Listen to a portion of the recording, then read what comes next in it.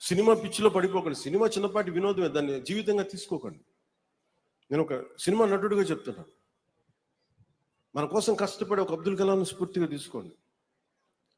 మనకి దాతలు ఇచ్చిన ఈ చౌక్ పేరు పెట్టుకున్న అలాంటి పెద్దలను తీసుకోండి, అలాంటి స్ఫూర్తి తీసుకోండి.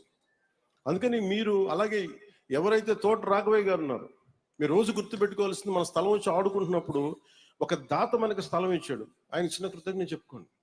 మనం కూడా ఏదైనా అయ్యి మనం కూడా ఏదైనా చేయాలి. That's how we continue the cycle of give and take. అందుకే మీ అందరి దృష్టిలో పెట్టుకోండి. అలాగే మీ ఆలోచనలు, మీ ప్రవర్తన, మీ వ్యక్తిత్వం రేపటి మన దేశ భవిష్యత్తు నిర్ణయిస్తుంది. అందరూ కూడా రియల్ ఎస్టేట్ పిచ్చిలో పడిపోయారు. స్థలాలు ఇవ్వడం మానేసి ఉన్న స్థలాలు లాగేసుకుంటున్నారు. అందుకని మీకు ఈరోజు ప్లే గ్రౌండ్ లేదు. అందుకని మీకు ప్లే గ్రౌండ్ ఉండాలంటే ఏమి చేయాలి? సరే, కలెక్టర్ గారు కానీ, మేడం శుక్లా గారు కానీ, రంజిత్ భాషా గారిని కూర్చోబెట్టి దయచేసి మన పత్తిపాటి పుల్లారావు గారికి నేను వినవించుకుంటా ఉన్నా, పిల్లల కోరికని నెరవేర్చండి.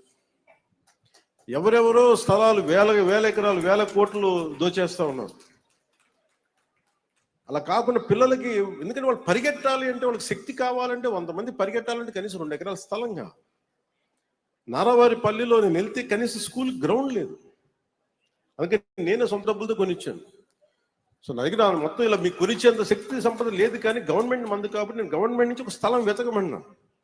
అలాగే పేషీ అధికారులకు కూడా నా విన్నపం ఏంటంటే, మనకి వచ్చి ఒకసారి పర్సీవ్ చేసి మన విద్యార్థులకి ఒక ప్లే గ్రౌండ్ ఉండేలాగా మీరు ప్రయత్నం ఒకటి చేయండి, దయచేసి ఫాలోఅప్ చేయండి.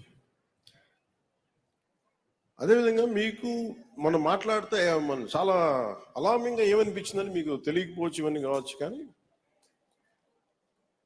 ముఖ్యంగా పోలీస్ శాఖ వారికి కానీ, తల్లిదండ్రులకు కానీ, ఇక్కడ గంజాయి కనుక ఏదన్నా ఉంటే, మాదక ద్రవ్యాల బానిసలు ఎవరన్నా ఉంటే, దయచేసి అలాంటి వాళ్ళందరినీ మీరు సమాజం, మీరందరూ కలిపి ఎక్కడికక్కడ వాళ్ళని మీరు అరెస్ట్ చేయించడమో, డిస్కరేజ్ చేయటమో చేయాలి.